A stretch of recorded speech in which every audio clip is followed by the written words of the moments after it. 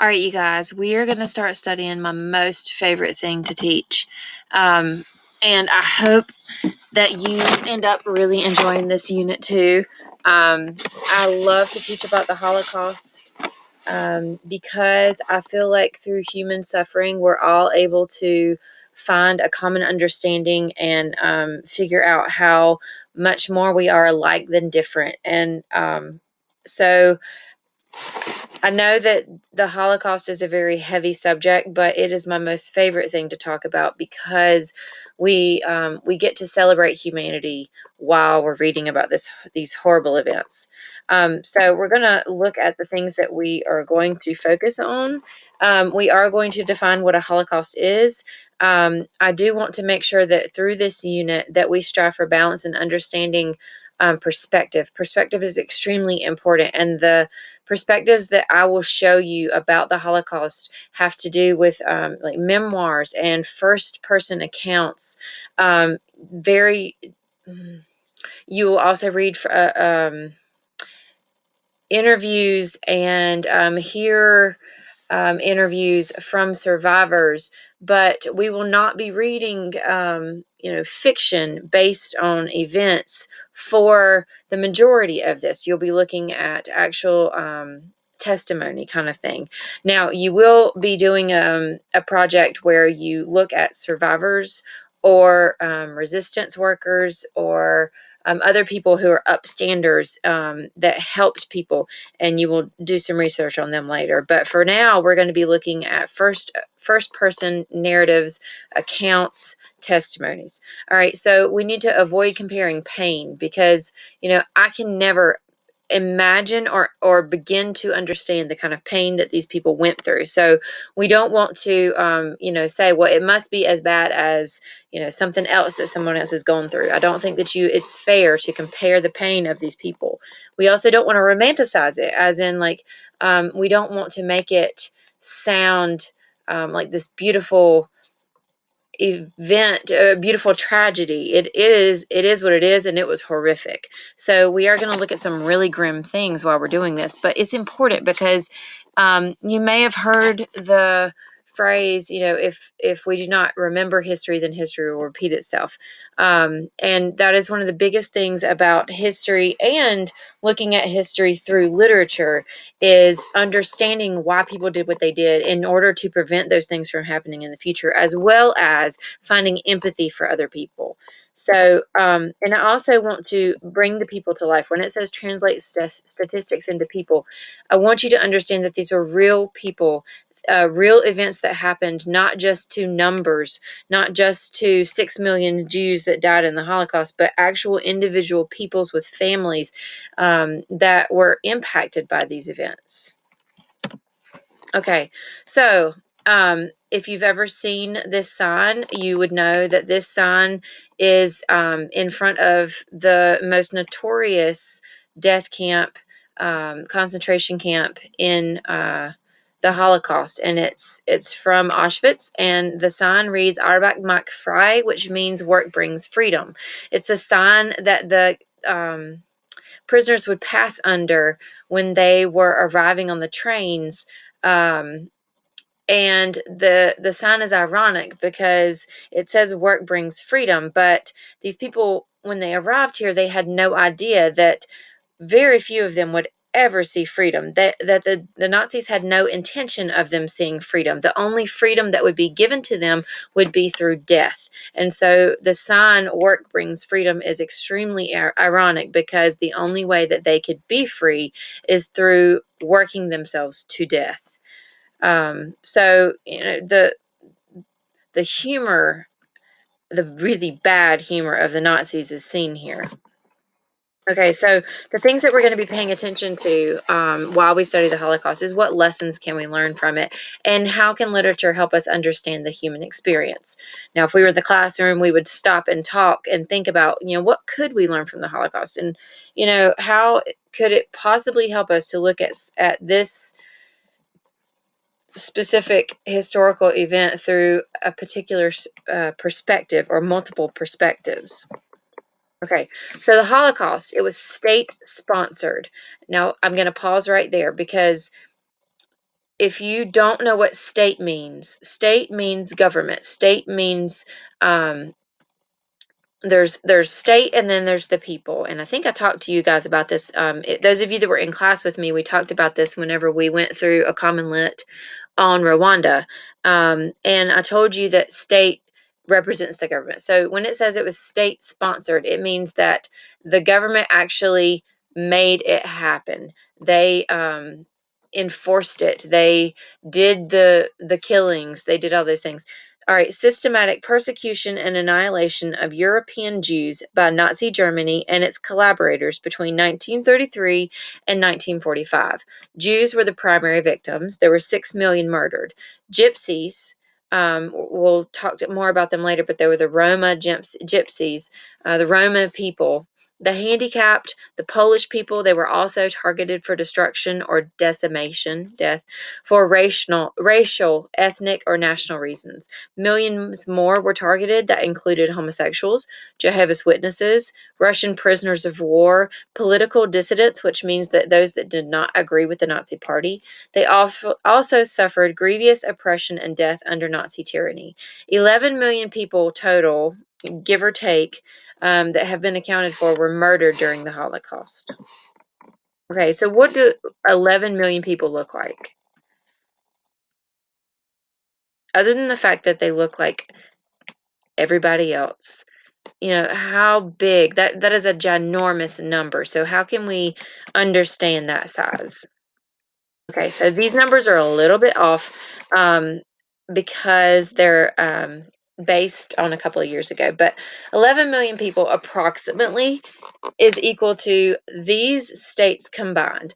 When I've done this in class, we've also looked at the population of Texas. You could look that up and see in relation to 11 million people what that would be. So if you combined Colorado, Kansas, Utah, and Montana, that would be about the same amount. If you wiped out every person in all four of those states, that would be about the same as the amount of people that were killed in the Holocaust.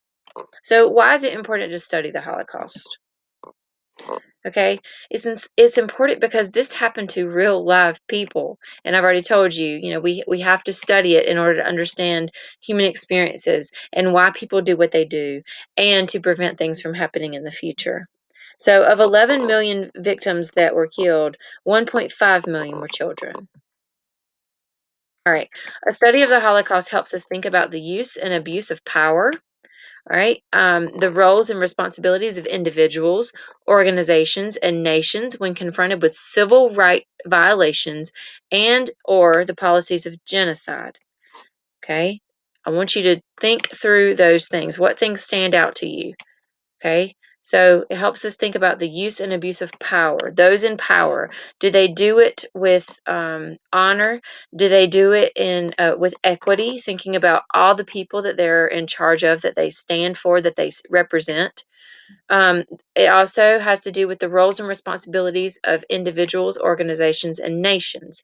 So, on an individual level, how responsible are we for everybody else's well being, everybody else's equal rights and fair treatment, as an individual? How responsible are our organizations for those same things?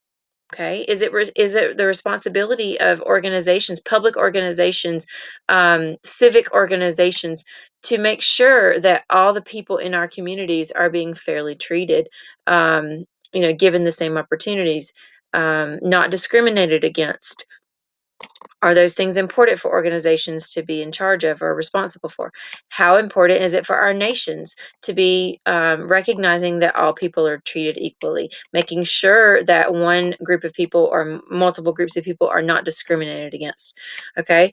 Um, and the reason that those things are important to talk about, especially with the Holocaust, is because if those violations continue, then we can get to a place where a genocide becomes possible. And this didn't just happen in Germany and in Eastern Europe. This has happened multiple times throughout history, and we'll talk more about that later too. And all of that it builds to this big thing of genocide because of those small things, those small civil rights violations, and that were never recognized or taken care of. All right, number two, the Holocaust provides a context for exploring the dangers of remaining silent, apathetic, which means I just don't care, or, I don't have any emotions about it one way or the other, or it doesn't affect me, or indifference in the face of others' oppression. Okay, so we will continue to talk about that, but in Germany, in Poland, in Austria, all these countries that were invaded by Nazi Germany, many of the people did not participate in the violence against Jews, but they were either silent or didn't care or they were indifferent. Now, we'll talk more about why they felt those ways, okay? Why they didn't have concern or care for those being oppressed. But the fact remains that they they did not help. Okay, many people did not help, and that becomes part of the problem too, because if people had stepped in and helped, then this may not have happened. All right. And then number three, using literature as a vehicle for studying the Holocaust helps us develop as readers, writers, and thinkers. Being an informed and active citizen in a global society requires advanced literacy skills. You may think, I am never going to need this again. But if you want to be an informed and active citizen, able to, participate in your society, then you have to have advanced literacy skills. Okay. So, I'm not going to go through that, but how can studying the Holocaust make an impact on today's students? It's a video that we're going to avoid, so I'm going to skip that right now. All right, during this unit, we will use a variety of literature to help us understand two big questions. Much of the literature will contain horrific and disturbing descriptions or visual images. Okay, I'm not doing it to shock you, I'm doing it so you can understand the actual events. All right, to avoid re-victimizing the victims and to be respectful of their memories, as well as the thoughts and feelings of our classmates, what behaviors must we expect? So if we were in class, I would need you to understand that, you're going to see stuff that really disturbs you. You're going to talk about some things that are really uncomfortable, but you have to be mature when you do it. All right. I believe that you are old enough. I mean, it's part of our curriculum, number one, in 10th grade, but also you are, 15, 16-year-old kids, and I expect you to be mature in this unit. Okay. So how could the Holocaust happen? This is the last thing we're going to do today. All right, so we're going to watch this together.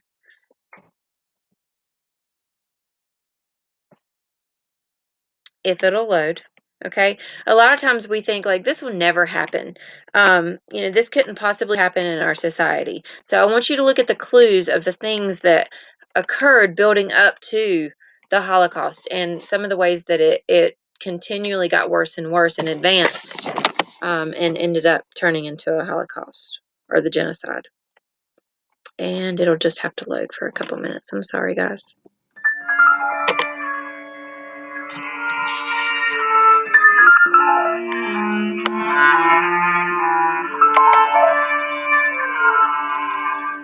Between 1939 and 1945, the Nazis killed about 6 million Jews and millions of other civilians throughout Europe.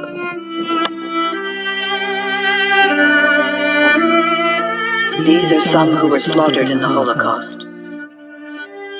A generation lost forever.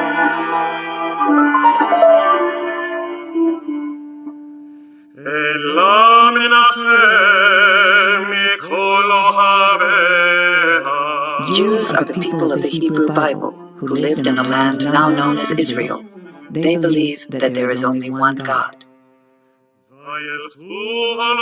Christianity emerged from Judaism. Jesus of Nazareth was a Jew who preached a singular religious message. The first Christians were Jews who prayed in Hebrew and observed the customs and religious rituals of Judaism. The Last Supper was a Jewish religious meal, probably at Passover. Jesus was put to death at the hands of Roman authorities under Pontius Pilate in Judea, but the Gospel accounts were interpreted as blaming all Jews for the crucifixion. To his followers, Jesus was the Christ, the Messiah, his death, sacrificial atonement. Most Jews believed the Messiah had not yet come. Redemption was not there.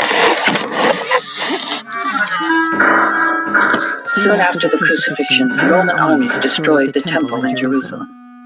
Jews were exiled and scattered to live as a dispersed minority. By the 5th century, Christianity had become the dominant religion in the Roman Empire. The early Christian church portrayed Jews as unwilling to accept the word of God. Illuminations showed Satan binding the eyes of the Jews. Some church leaders intensified the charge, condemning Jews as agents of the devil and murderers of God. The accusation was not renounced until the 1960s, when the Second Vatican Council officially repudiated the ancient charge that Jews had murdered Christ.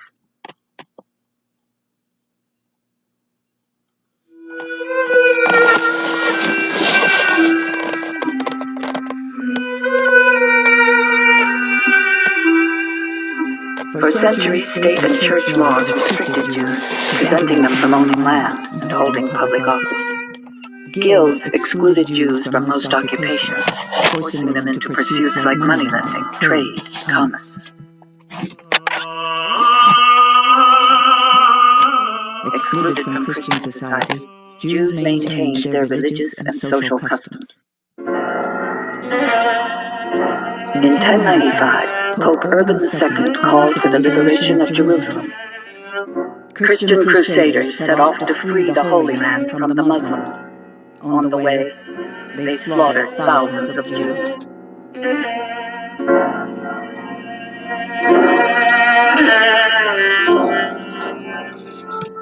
Throughout the Middle Ages, Christians persecuted Jews.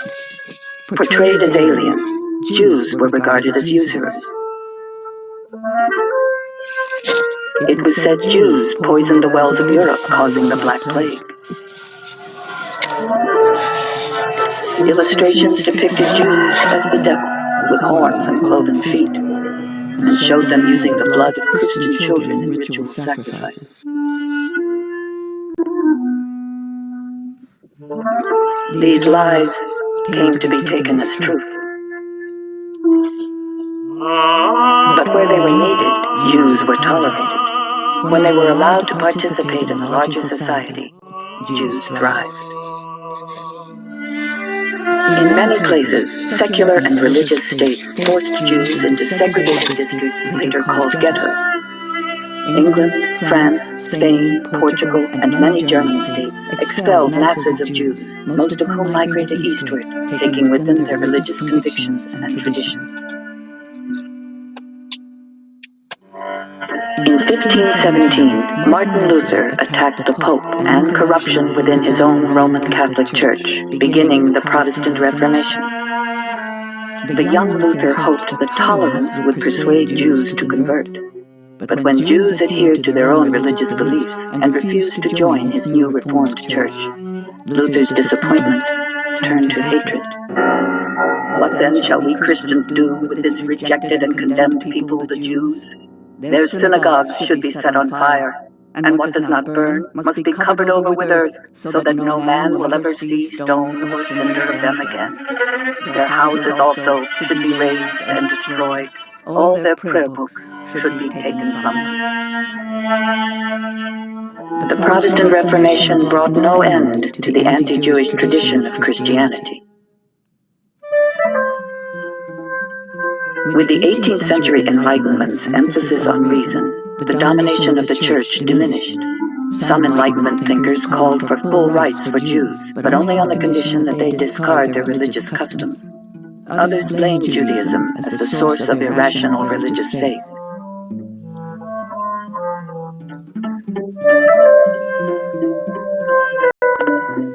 Even though many Jews assimilated socially and culturally, prejudice did not disappear. In France in 1894, Captain Alfred Dreyfus, the only Jewish member of the French Army's general staff, was convicted of passing military secrets to Germany. Later, proof of forgery confirmed his innocence, but Dreyfus remained the victim of a cover-up to divert attention from army corruption. A century after the French Revolution proclaimed liberty, equality, and fraternity, giving Jews their freedom, frenzied mobs in the streets of Paris chanted, "Death to the Jews."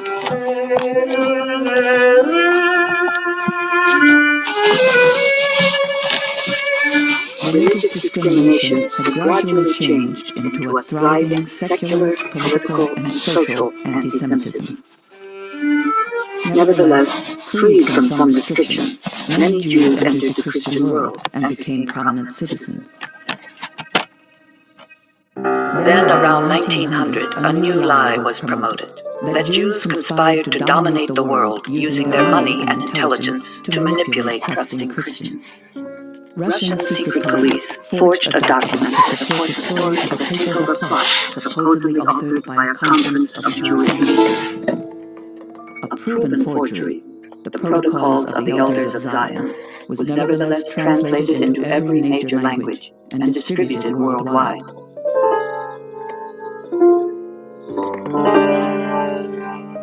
It is circulated even today, despite indisputable proof that it is a fake.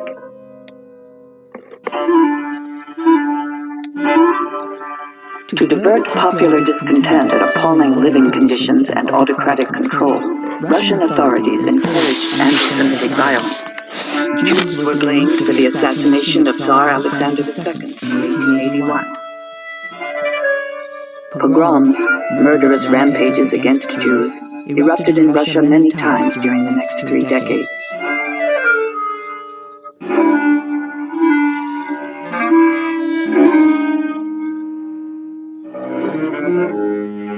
The second half of the 19th century saw the emergence of yet another kind of anti-Semitism. At its core was the theory that Jews were not merely a religious group, but a separate race, Semites, set apart because of genetically inherited characteristics. Anti-Semites believed racial characteristics could not be overcome by assimilation or even conversion. Jews were said to be dangerous and threatening because of their, quote, Jewish blood. Anti-Semitic racism united pseudo-scientific theories with centuries-old anti-Jewish stereotypes. These ideas gained wide acceptance.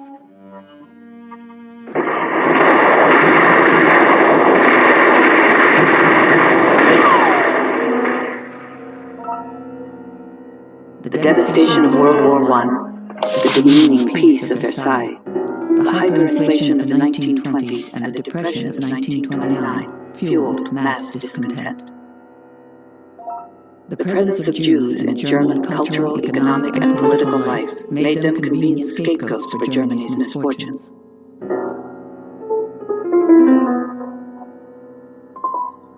Enter Adolf Hitler. Hitler viewed world history as a racial struggle for survival of the fittest. He saw Jews as the source of all evil: disease, social injustice, cultural decline, capitalism, and all forms of Marxism, especially communism. Anti-Semitism would become the predominant ideology of the Third Reich.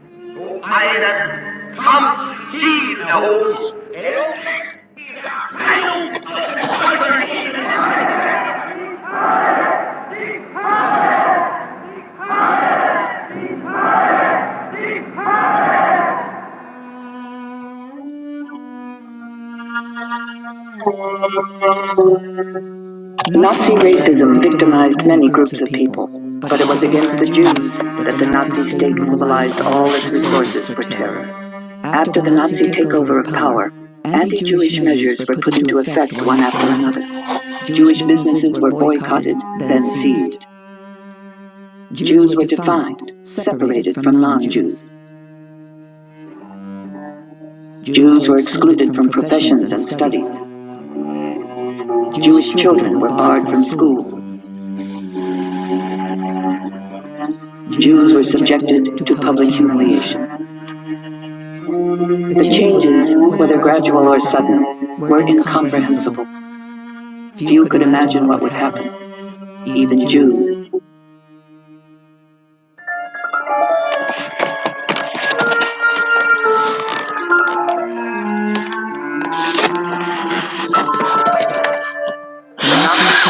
anti-Semitism to an unprecedented level of violence.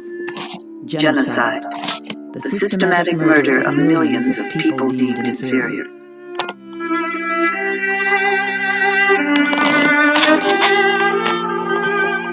Six million Jews. These are some of them.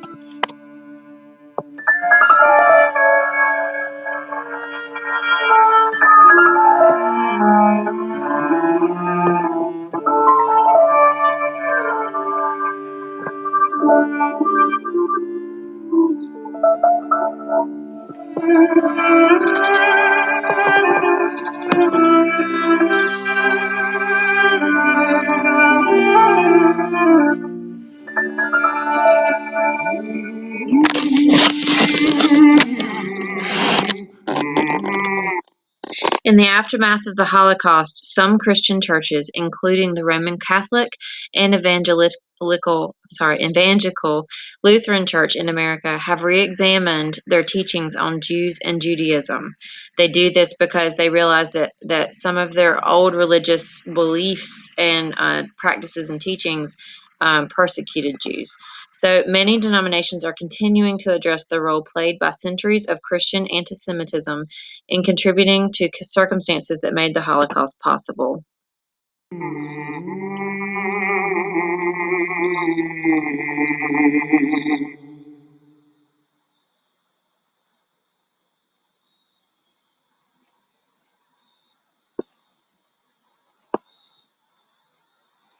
Anti-Semitism did not end with the Holocaust, and it is still a global problem today. Hatred of Jews based on religious, political and racial ideologies continues among ordinary citizens, people of influence, and even under state sponsorship. This hatred often echoes the same falsehoods used by the Nazis. Efforts to distort or deny the Holocaust are among the ways that anti-Semitism is currently expressed. That means that some people still like to say that the Holocaust did not happen, and that is considered anti-Semitism because you are denying the persecution and death of 11 million people, 6 million Jews, and not believing the horrors that they went through, even though they testify themselves that they experienced it, that their families were murdered. So that's considered anti-Semitism.